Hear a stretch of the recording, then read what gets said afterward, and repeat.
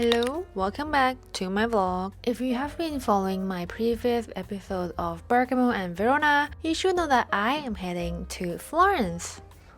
We were actually here in May 2023 for a quick train transfer. Didn't really do much at that time because we were just in a rush. But this time is different. We're gonna be spending 3 to 4 days here. We're now walking from the train station to the accommodation. It was only about 10 to 15 minutes walk. In this weather, I would say that it's actually okay. First off for dinner, we're having vegetarian food at a Chinese restaurant called Suguan. This is a new experience for me because I normally don't eat veggies, but overall everything tastes really good. We ordered kimchi pancake, siumai, and dumplings. And the next one is basically mimicking the tonkatsu. On the inside, it's made from taro, outside is deep-fried bean curd. For someone who doesn't eat veggies, I would give it 9.5 out of 10. After we finished dinner, we were just walking around the city like what we normally do. As you can probably tell, the weather was good, the sky was clear. It was just like a really chill city. There were so many street performances, and we were just vibing with a song called Bella Ciao.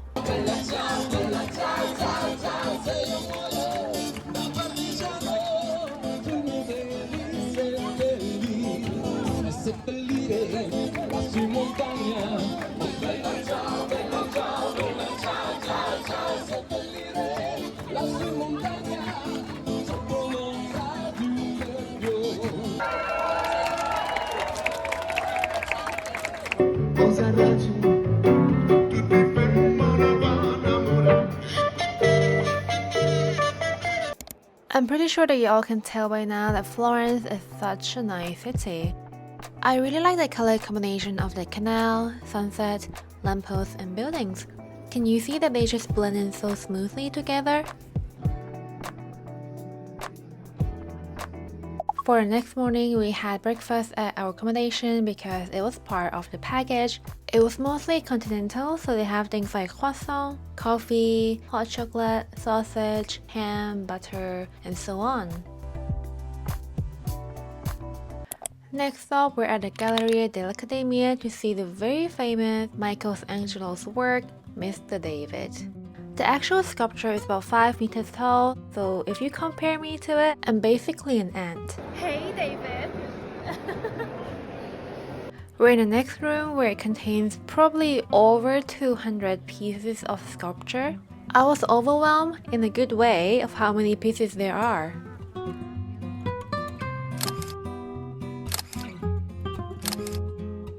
Here's a quick video of us having affogato at Vivoli.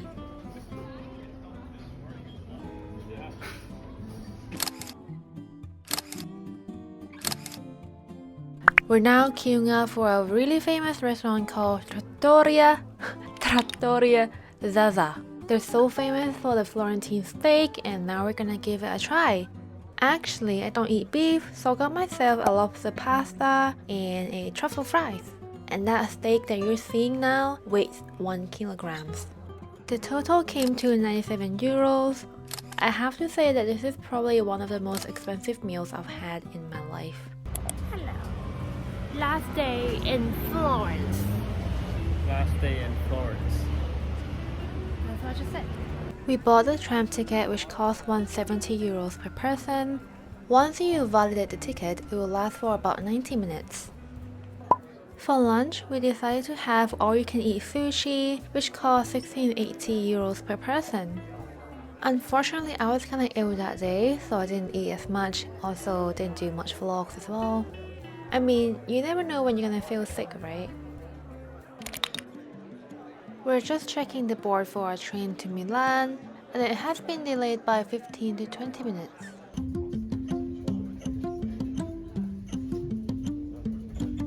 We're now approaching Milan, and if I remember correctly, the journey took about 3 hours.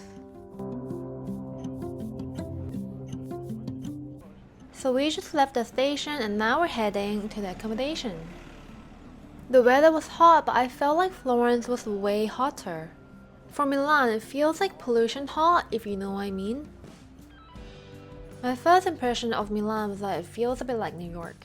Even though I've not been there before, but it just has that vibe. We're currently at a football stadium called San Siro, and it's also one of the largest stadiums in Europe, also the largest one in Italy. It's currently 4 o'clock and now we're taking a tram to go back to the city center. If you want to know how hot and sweaty I am, let me just show you.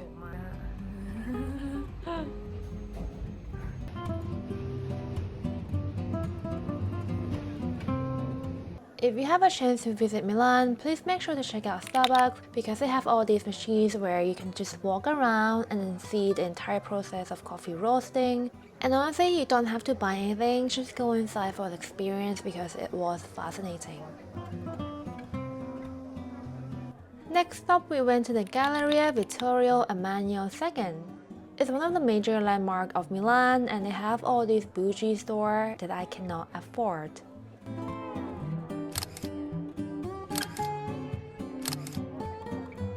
This is another must-visit place in Milan. We actually got to this place by accident, but I don't have any regrets.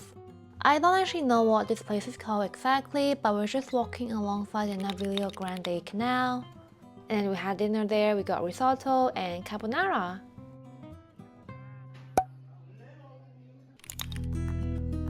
We're currently walking at the Mercato Centro Milano, which is a market located near Milan Station. We were just walking around to see what kind of food they have. To be honest, we didn't really have anything in mind. We just want food that can last us until the airport. They actually have so many things in here like pastries, Asian food, dumplings, baguettes, and pasta of course. And yeah, my way of saying goodbye to Italy is to eat pasta as my last meal. I normally don't like creamy pasta or carbonara. I know I ordered one before, but yeah, this one was really good actually. Also, if I remember correctly, that plate was about 10 to 12 euros. After food, we had some spare time, so we took the tram and went around the city. Behind that big white apple there is the train station, which is where we got off on the first day, and we're also gonna take the train back to the airport from there as well. Saying bye in Terminal 1, and then I have to go back down to take a train to Terminal 2, which is my own one. Both my terminal and my gate was the last one, so it took me in total roughly 20 minutes to get there. I'm finally boarding after such a long walk, and then when I got on the plane, I got Pringles and fruit waffles because I was starving. Anyway, thank you for joining me in Florence and Milan virtually, and I hope you guys enjoyed the video.